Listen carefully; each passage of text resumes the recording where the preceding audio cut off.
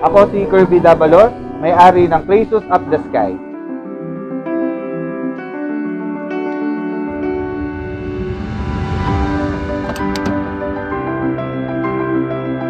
Well, bilang isang haligi ng aking pamilya, kailangan kong kumilos araw-araw para masuportahan at mabigay ang kanilang pangangailangan.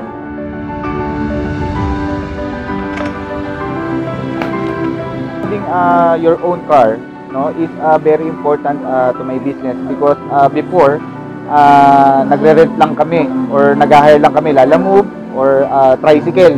Si Mrs. yung nagdadala ng mga stock packet dito sa aming tindahan. And then, that's why that time, I applied for an auto loan to Welcome Bank Rural Bank Inc. So, yun, nagagamit ko na siya panghatid ng mga stocks.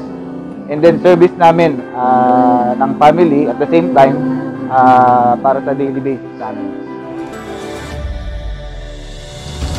So, those entrepreneur and aspiring entrepreneur, do not be afraid to apply for a loan. If that will help you to expand your business, then go for it.